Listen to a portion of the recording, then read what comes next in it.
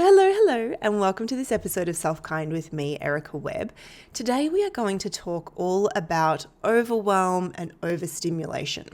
We're really going to dive down the rabbit hole of why does this happen to us highly sensitive people, and getting a better understanding of the why behind that, because once we understand it, I think that we can be a lot more compassionate towards ourselves as we then try to manage that. All right, so we're talking all about overwhelm and overstimulation. And I wanted to start by talking about, I guess, the difference between those terms. Overwhelm is probably the thing that we would say more often. I think that when I hear people talk about this, I more often hear, oh my gosh, I'm so overwhelmed, as opposed to I am overstimulated. But I do think that we use them a little bit interchangeably. I think overwhelmed really refers to the fact that when we are overstimulated, we often feel a little bit frozen. We feel unable to do the things that we need to do, and yet there's lots of things that we need to do. So the overwhelm kind of speaks to this idea of like, I can't actually take action on the things that I need to do. But I think the cause of that is often overstimulation. So what I want to talk about today, and if you've been listening to the podcast for a while, you'll know that I've sort of recently taken this slight, not U-turn, but right turn into talking very specifically about and to highly sensitive people. And this has come about very much because I've had like a 5-year-long process of trying to come up with the right language to help the people who I'm the best sort of suited to work with, be able to self-identify and be like, oh yeah, that's me. And finally I landed on this language of the highly sensitive person, which has been in my language for a really long time, at least a decade, if not more. But I never really thought about using it to speak to the people that I want to speak to. And so here we are. So we are diving down this rabbit hole, talking specifically about highly sensitive people. But being overstimulated and overwhelmed isn't an exclusive to highly sensitive people issue, right? We all get overstimulated. We all get overwhelmed. The thing about highly sensitive people, though, is that we tend to get overstimulated more quickly and more often. And so it's something that if you're a highly sensitive person, you're likely very familiar with. As soon as I say those words, you're like, oh, I know that feeling. That is a familiar feeling. I deal with it often. So the reason why it is perhaps a bigger issue for highly sensitive people, like I said, is because it can happen more quickly and more often.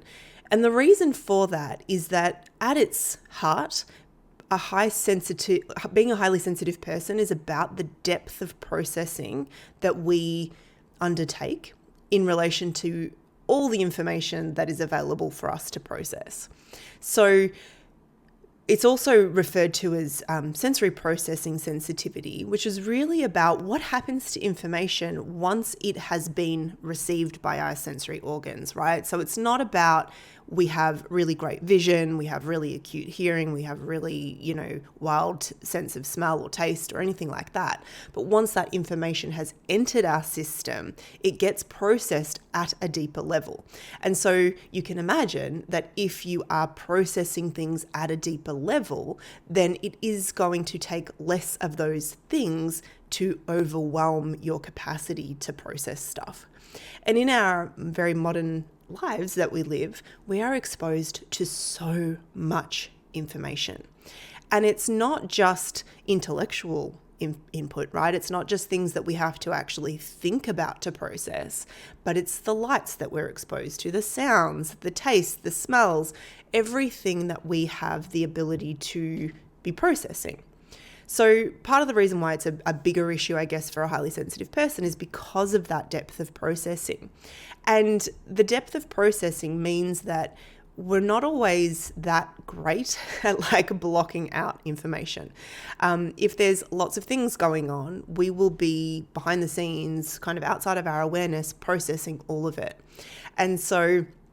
And that also might be, if you are also quite an empathetic, highly sensitive person, you might also be then processing information related to the emotions of the people around you. And so it's kind of like there's just more information kind of coming at you, and all of that information is being processed on a deeper level.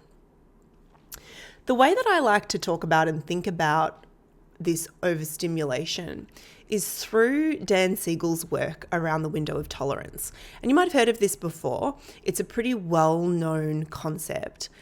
And if you pop it into Google, if you pop the term window of tolerance, you'll get lots of really great information. You'll get some really great visuals that are very helpful. But to describe that to you, the idea of the window of tolerance is that for every single human on earth, we have a range of stimulation or arousal that is where we function most optimally. And when that sort of range of stimulation is exceeded, then we will be overstimulated. We might feel overwhelmed. There's also a kind of lower edge of that window where we're understimulated. We're not going to talk about that today. So we're just going to talk about the kind of if we exceed the capacity at the top of our window, which is like there's too much stimulation in my system, I can't function.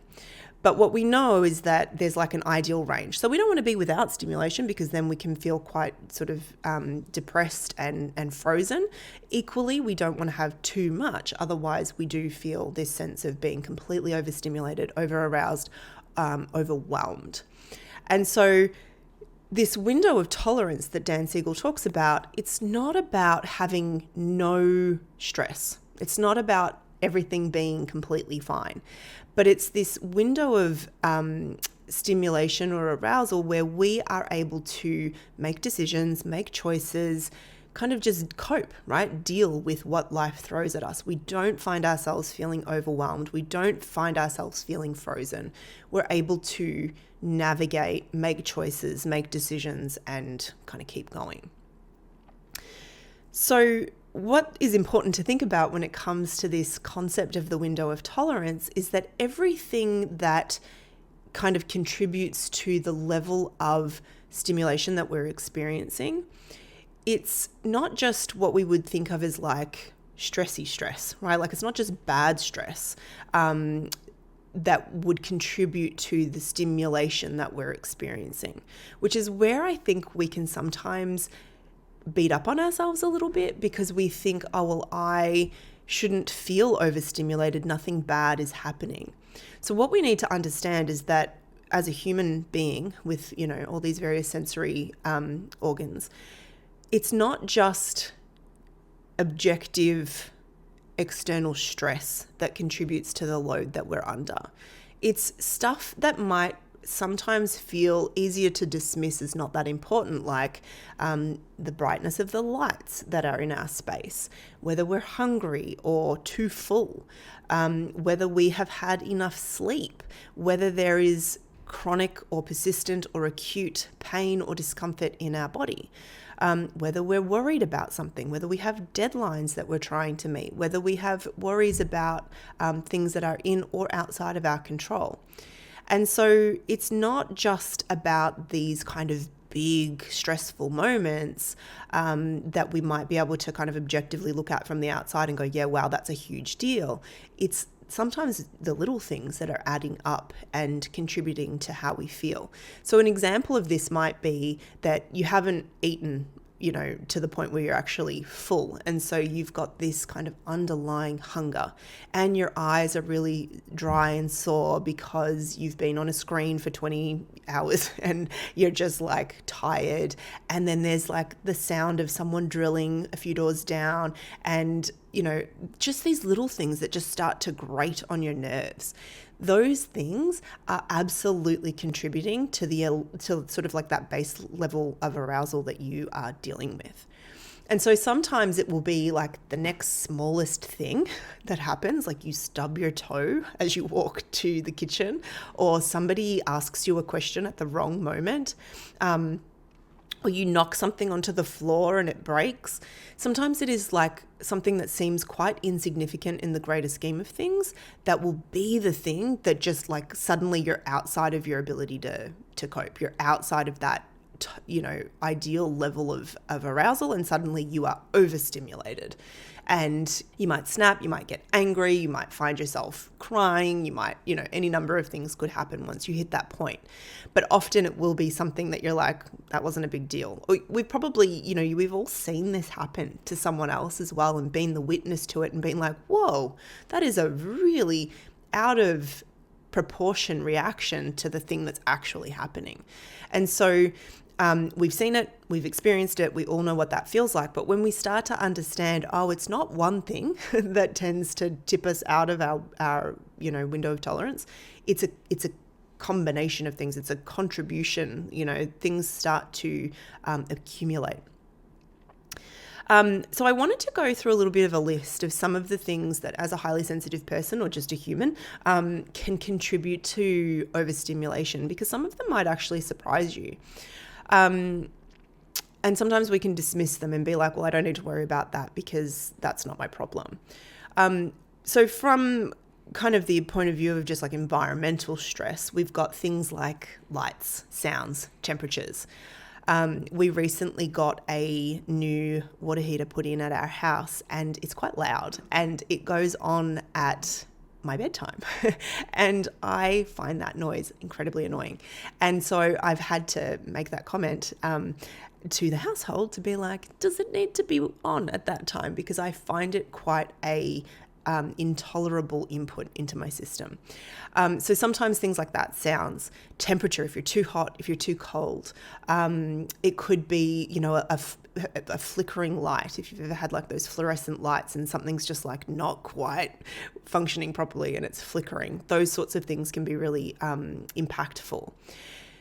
Then there's our inner environment, those signals of hunger, needing to go to the bathroom, pain, tension, discomfort, aches, fatigue, dry eyes, thirsty, all of those sorts of things, they are contributing to our stimulation, our general sort of levels of arousal. And so it might be that nothing else is really happening, but you are hungry and thirsty and tired. And then one more thing happens and it's like, that's the straw that, just sends you off. The next one is huge, and I think underappreciated in general, and that is self-criticism. How you're talking to yourself, how you're relating to yourself, the way that you meet yourself with your inner voice. That is a stimulating factor. So if we are not being kind, if we are not being compassionate, if we are not being understanding internally in the way that we speak to ourselves and about ourselves, that is a stressful thing for our system. It's like having somebody sitting nearby who just constantly throws criticism at you. I think you would be able to look at that and go, yeah, this is contributing to my level of stress. But we don't always look internally and be like, oh yeah, the way that I talk to myself, the way that I relate to myself also contributes to how stimulated I feel. So that's a really big one. Another really HSP thing, highly sensitive person thing, is to be worrying about other people's needs. I know I experienced this a lot when I was working in an environment where I was sort of sitting near other people. I was always really affected by other people's moods, other people's conversations, other people's random noises of disappointment or frustration.